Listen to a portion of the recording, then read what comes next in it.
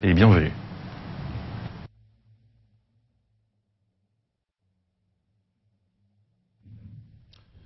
Bonjour Douala, bonjour Thierry, bonjour également à vous Soflane. Bienvenue donc à Yaoundé pour l'acte 1 de la revue de presse du Canada International.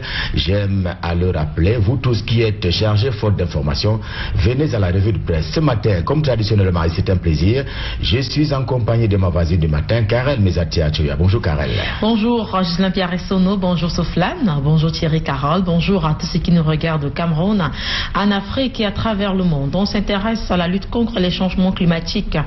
Pour commencer, on en parle avec le quotidien bilingue national Cameroun Tribune nous fait savoir que le volet ou alors l'équation du financement sera évoquée lors du sommet de Paris. L'équation est difficile à résoudre mais pas impossible, celle de la recherche et du financement de l'accord conclu à Paris il y a 2 ans maintenant. One Planet Summit est donc le nom de baptême de ce sommet tenu hier à Paris, la capitale française, avec la participation du président camerounais Paul Biya. La capitale française l'accueillait au rang de quelques 50 chefs d'État du monde. Dans ces pages spéciales de circonstances ce matin, Cameroun Tribune, le quotidien camerounais à capitaux publics, donne à lire les stratégies qui ont été adoptées par les dirigeants de la planète, en commençant par postuler qu'il n'y a pas de plan B pour sauver la planète. Pour les besoins de la cause, il faudra 90 000 milliards de dollars, cela en 15 ans. Question d'espérer faire reculer les réchauffements climatiques. Cameroun Tribune n'a pas non plus manqué de servir de belles photos de l'accueil que l'Élysée a réservé au président camerounais Paul Biya.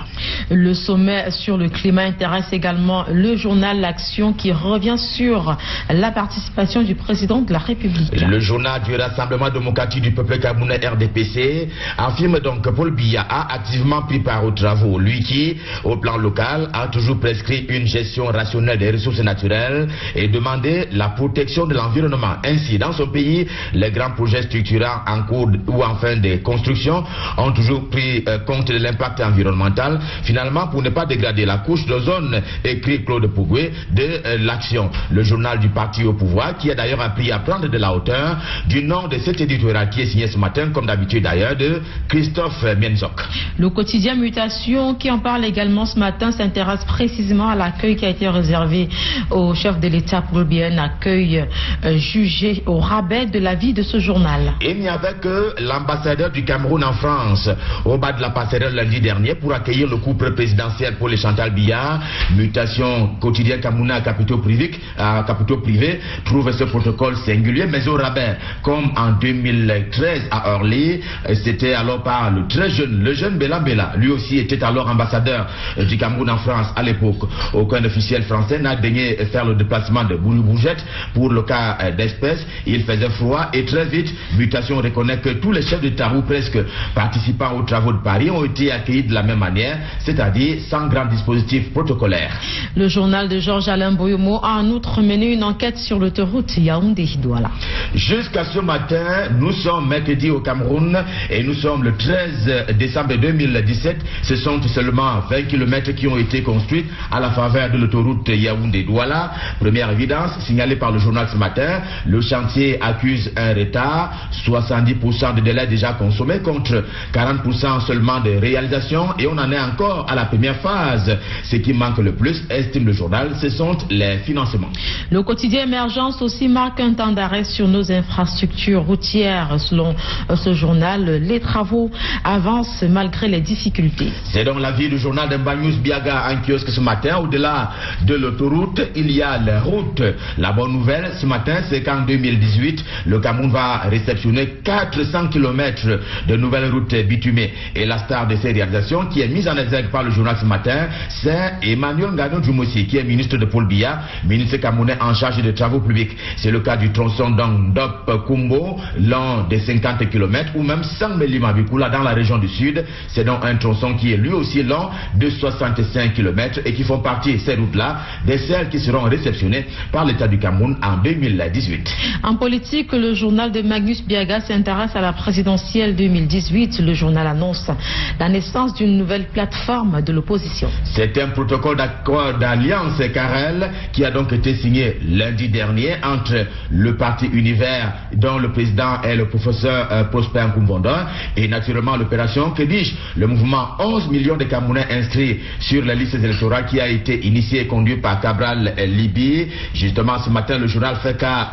de cette alliance, parce qu'il s'agit bien d'une alliance on ne peut plus importante, c'est d'autant plus que le Prosper Nkumvondo est d'ailleurs l'un des acteurs politiques les plus en vue sur la place politique camerounaise, et que de l'autre côté, il y a le Macron camerounais, comme on aime rappeler dans les chaumières Cabral Libye, sur la route de la présidentielle. La route ainsi paraphée consiste à harmoniser les stratégies et de faire un travail en commun pour ce qui est donc des ressources humaines et matérielles en vue de l'élection présidentielle en 2018. Toujours en politique, le journal Tribune d'Afrique de Faustin Djikam s'intéresse au scandale à répétition de l'honorable Patricia Ndamjoya. Faustin Djikam qui n'a pas loupé l'occasion de ressasser les faits condamnables qui se sont produits à l'Assemblée nationale depuis l'entame de la session parlementaire toujours en cours, et depuis que le blocage des travaux s'est révélé comme étant un mode de revendication des élus de la nation, du moins ceux du SDF. Ce matin, Tribune d'Afrique s'intéresse au cas particulier du député Patricia Tomani Ndamjoya de l'Union démocratique du Cameroun. L'élu du Noun subit une comparaison avec Patrice Ngana, un rappel mémoire des faits passés qui ont d'ailleurs trait à l'inobservation des civilités dans la République. Tribune d'Afrique s'y attelle ce matin. On parle Gabéji à présent avec le journal Le Repère, l'hebdomadaire de feu. Richard Touna s'intéresse précisément à la résidence à 2 milliards de francs CFA du président du Sénat. Le trésor public camerounais s'est donc vu amputer 2 milliards de francs CFA pour deux choses. D'abord, la réhabilitation, ensuite l'ameublement de la finalement résidence officielle du président de la Chambre haute du Parlement camerounais, le Sénat. Auparavant, apprend-on toujours du journal, Michel Mevameboutou, le secrétaire général de la dite Chambre, la Chambre haute du Parlement camerounais, donc avait freiné des 4 fers. Il a fini par céder sous la pression des gens bien de là-haut, selon les indiscrétions que partage Dominique Mbassi avec ses lecteurs. Et puisqu'on parle du Sénat, le quotidien L'Épervier dévoile la face cachée de Justin Ndjomachwa. Chose légitime, prétention démesurée cependant, selon L'Épervier, en kiosque ce matin, de qui on tient l'information. Justin Ndjomachwa veut être au moins ministre de la République. Pour l'instant, il est directeur du cabinet du président du Sénat, mais il fait main basse sur les demandes d'aide que les enfants d'Undé, le département d'Undé en général et Banganté en particulier, adressent très souvent au président du Sénat, Marcel Nyadifendi, et qui ne lui parviennent pas. Le ministre de la Santé a ouvert hier les journées portes ouvertes de la 35e fête annuelle de l'hôpital central de Yaoundé, et le quotidien L'Épervier revient sur cette information. L'hôpital central de Yaoundé-Karel, qui est l'un des plus anciens centres hospitaliers de la République du Cameroun, tient à manifester son 35e anniversaire. Et les festivités, que dis-je, les activités y relatives ont commencé hier même, mais la fête ici c'était surtout un mot de journée portes ouvertes, une façon pour l'hôpital de se réconcilier avec ses malades, écrit L'Épervier. With the Guardian Post, we are going to talk about Anglophone crisis. Is the head of state, Paul Biya, waiting for mid-five to deliver lasting solution? Wonder the newspaper. Le quotidien camerounais d'expression anglaise, The Guardian Post, n'est pas mort faute d'argent. Le journal vit malgré tout et veut la vie d'ailleurs comme c'était avant, notamment dans les deux régions anglophones du Cameroun, le sud-ouest et le nord-ouest. L'une des solutions plausibles proposées par le journal, c'est Paul Biya lui-même. En dehors des mesures sécuritaires qu'il a prises, il y a sa présence physique qui est sollicitée sur le terrain. Ce serait une façon, selon le journal, d'assommer les mouvements sécessionnistes. On a également reçu ce matin le journal Signature de la vie de l'hebdomadaire de Pierre Lebon et Langa Temé. Les sapeurs-pompiers du Cameroun sont secourables, disponibles, mais mal aimés. Mal aimés, les sapeurs-pompiers camerounais font tout ce qui est à leur portée, non seulement pour exister, mais pour s'inventer chaque jour qui passe. L'ingratitude que leur offrent malheureusement les populations ne se justifie pas au regard de l'état des chaussées et même des embouteillages dans les villes camerounaises. Les soldats du feu et des catastrophes ont encore montré qu'ils avaient une grande envie de servir la République. Très récemment, c'était du côté de Douala, la capitale économique du Cameroun, quand il fallait secourir un enseignant qui avait été assailli, on s'en souvient, par un essaim d'abeilles. À la fin, le métier s'avère ingrat dans un environnement pas toujours rose, puisque le général de brigade Mahamad Ahmad, commandant du corps national des sapeurs-pompiers, est formel dans le journal ce matin. Seuls 30 50 des 200 bouches d'incendie de Yaoundé sont aujourd'hui opérationnelles. Avec Cameroun Business Today, on parle des fêtes de fin d'année qui pointent déjà à l'horizon. À cet effet, les villes investissent gros, nous dit le journal. Ce sont 100 millions, soulignez le chiffre, 100 millions de francs CFA qui sont investis chaque année pour le compte des villes de Yaoundé et de Limbé. Question de rendre la ville plus belle encore en fin d'année. Et Garoua, quant à lui, fait autant pour 70 millions de francs CFA, 20 millions pour Bertoua, la capitale de la région de l'Est Cameroun, et Aïboulova, la capitale du Sud. Ce sont 10 petits millions que la ville dépense chaque année pour Noël. C'est là au chapitre des lumières et même des jeux de lumière. Les fêtes de fin d'année s'entendent. On continue avec l'orphelin au menu sport et éducation physique. Le ministre Pierre-Ismaël Bidungpat est considéré par ce journal comme le grand architecte de l'organisation. C'est peut-être une chance pour le Cameroun d'avoir Pierre-Ismaël Bidungpat comme ministre du football, ministre des sports et de l'éducation physique, en dehors des cannes de football rapportées pendant son bail à la tête de ce département ministériel. Il est celui qui s'illustre par la réussite de folklore qui accompagne le protocole lors des grands événements camerounais, et c'était encore le cas dimanche dernier lors de la finale de la Coupe du Cameroun de football. Et puis enseignement secondaire, le ministre Ngalé Bibé a reçu une délégation des Lions indomptables. L'orphelin en parle aussi. De prime abord, on se demanderait ce que les Lions sont allés chercher au niveau du ministère des enseignements secondaires que patronne Ernest Ngalé Bibé, mais à la lecture de l'orphelin en kiosque ce matin, Ghislaine Bebom a conduit une délégation à laquelle faisait partie Aboudi Ongene et Raïssa Fedje, qui tenaient à remettre un cadeau à Ernest Ngalé Bibé, le ministre des enseignements secondaires. En retour pour lui, et c'était un gros cadeau, eh bien, le ministre a dit que les joueuses de l'équipe nationale de football au féminin sont les modèles à l'adresse de ses élèves, c'est-à-dire ceux des enseignements secondaires. Et avec cette information relative à cette visite que les Lions ont donc effectuée au niveau du ministère des enseignements secondaires, stop fin pour la revue de presse Med El Yaoundé édition de ce mercredi. On prend rendez-vous pour demain avec le même plaisir. Nous serons là pour vous servir d'ici à là, et ne l'oubliez jamais, restez en compagnie de nos programmes, le programme de Canada International. Et à ma voisine du matin, je m'avais souhaité une excellente journée de travail. Karel Mezatia Toya. Merci GPE, excellente journée de travail à vous également, ainsi qu'à tous ceux qui nous regardent de manière fidèle au quotidien. Vous l'avez dit, rendez-vous est pris demain. Soflane et Thierry Carole, en vous retournant l'antenne du côté de Douala, je vous souhaite également de passer une excellente journée de travail. Au plaisir, bien sûr, de vous retrouver demain. Partagez, Karel, tu es Mezatia, je ne saurais jamais le dire assez. On vous aime très fort du côté de Yaoundé. Voilà, on démarre donc pour une autre revue de presse. La suite, c'est avec Michael Tekio, ici même à Douala. Bonjour Michael. Bonjour Soflane, bonjour Thierry. Bonjour. Ça fait du bien de vous retrouver sur le plateau Michael. Vous êtes en grande forme, ça se voit. Ah ouais, je vais très bien. Allez, on va démarrer tout de suite avec la nouvelle expression. La nouvelle expression qui parle une fois encore ce matin de l'arrestation et de la détention à la police judiciaire à Yaoundé de l'activiste et écrivain camerounais Patrice Nganan.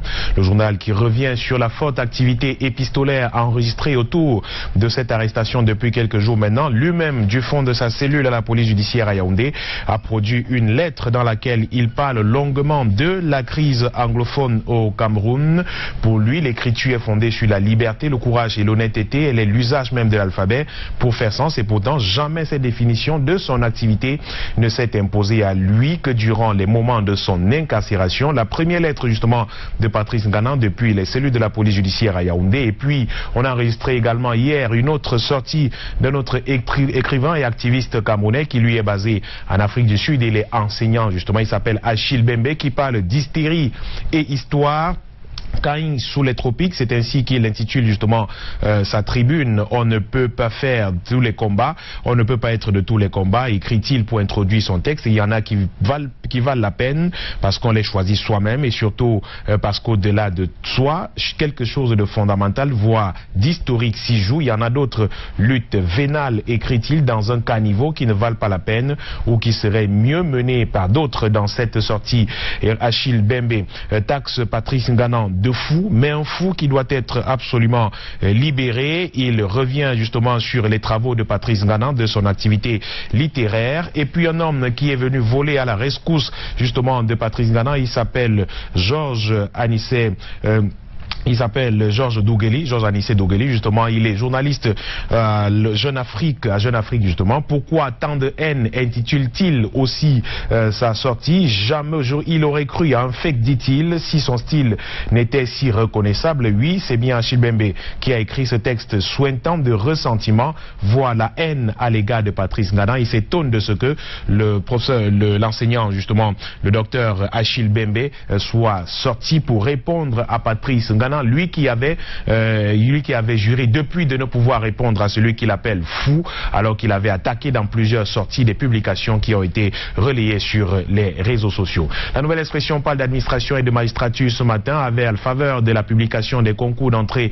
à l'école nationale d'administration et de magistrature. Les résultats ont été publiés le 11 décembre dernier par le ministre de la fonction publique et on y retrouve des noms des personnes bien connues, des Biya, Sadi et Kavaï entrent à l'ENAM, titre le journal à son oreillette gauche ce matin. Il nous parle des enfants du président de la République, Brenda Biya, et Biya Junior de Paul, qui lui aussi a été admis à ce concours. Le journal cite des noms. Parmi les noms bien connus apparaissent dans la liste de Michel Ange Angwen, Aman Adama Sali, auditeur de justice, admis au cycle A, division de la magistrature et des greffes. Encore une certaine Sadi Nkoulou Jacqueline Sonia, peut-être cadette, écrit le journal d'un précédent Sadi, ancien étudiant de l'ENAM, aujourd'hui actuel préfet de Kribi 2, lui-même fils d'Emmanuel René Sadi, actuel ministre de l'administration territoriale et de la magistrature.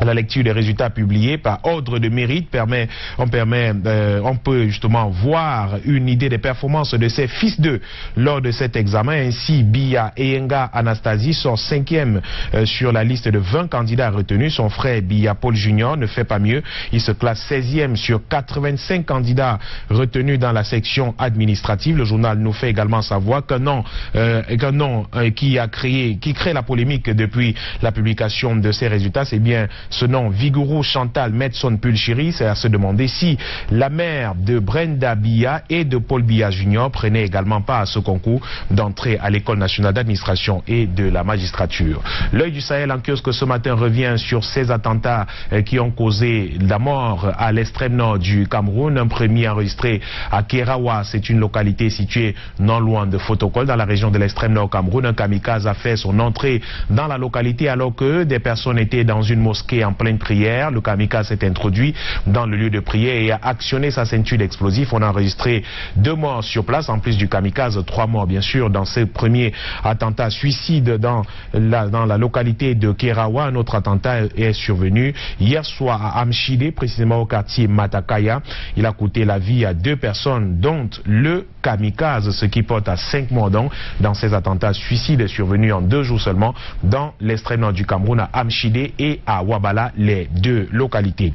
À la une de l'œil du Sahel ce matin, on reparle de cette rupture du vaccin du BCG destiné à la lutte contre la tuberculose chez les enfants. Le vaccin qui est en rupture depuis quelque temps au Cameroun. On se souvient encore de ce communiqué du ministre de la Santé publique qui faisait cas de cette rupture en demandant aux parents de préserver leurs enfants, de les éloigner des personnes pour éviter qu'ils ne contractent la tuberculose. Eh bien, l'œil du Sahel croit savoir pourquoi le vaccin est en rupture au Cameroun depuis quelque temps maintenant. Il ne s'agit nullement d'un engorgement dans la chaîne d'approvisionnement, comme avait tenté d'expliquer le ministre de la Santé publique. Pour le journal L'œil du Sahel, il s'agit justement des impayés. Le gouvernement qui n'honore pas ses engagements à l'international, écrit L'œil du Sahel ce matin. La raison dans le décaissement d'1 milliard de francs CFA, on se souvient, 1 milliard de francs CFA ont été décaissés il y a quelques jours seulement, ordonnés par le président de la République pour l'approvisionnement en vaccins traditionnels et du BCG.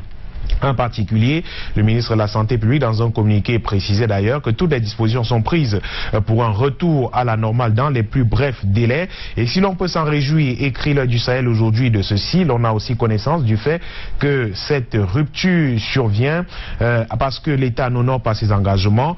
C'est une source de L'œil du Sahel ce matin qui rappelle que depuis 2015, l'État n'a pas financé l'achat des vaccins traditionnels. L'État n'achète pas ces vaccins et depuis 2015, ce qu'on utilisait, c'était étaient des vaccins de sécurité et les reliquats des vaccins qui étaient dans l'entrepôt national. Donc depuis 2 ans, on utilise des stocks de sécurité alors qu'on parle d'engagement. Il ne s'agit pas d'engagement plutôt, mais plutôt de la ligne d'achat. Pourtant, tous les ans, la ligne d'achat des vaccins est budgétisée à 1,2 milliard de francs CFA, mais depuis 2015, on ne sait où cette ligne passe. C'est grave justement cette chose, et le ministre de la Santé publique, il ne peut évidemment pas expliquer au public que l'État n'a pas donné de l'argent pour que le pays soit approvisionné en vaccins traditionnels et du BCG.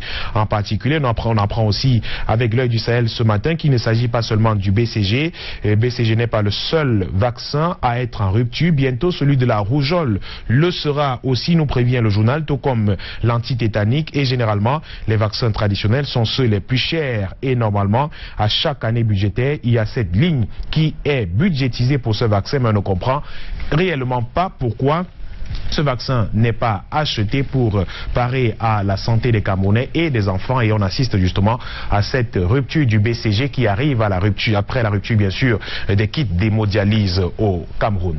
Et on poursuit la revue de presse avec Info Matin qui ce matin nous parle de la succession à la tête du pouvoir et de cet article du journal Jeune Afrique qui a produit, qui revient sur les dauphins présumés du président de la République. Le journal cite par exemple Laurent Esso, Louis-Paul Motazeux, René-Emmanuel Sadi, Edgar Alain Mobongo qui sont présentés ici comme des dauphins du président de la République. Et depuis cette sortie de ce mini-dossier au vitriol, le sérail à Yaoundé est en ébullition, nous apprend le journal Info Matin. Dans un premier temps, des observateurs pointus expliquent mal l'opportunité d'une telle publication. Le contexte ne s'y prétend nullement et les auteurs du pamphlet refusant de s'épancher un tant soit peu sur le prétexte d'une telle sortie. Plusieurs analystes estiment d'ailleurs qu'il s'agirait d'un article réchauffé, car ces mêmes noms reviennent de plus en plus depuis des lustres. Ils sont présentés portraits à l'appui comme des dauphins présumés du président de la République. C'est un article, ce serait un article à charge,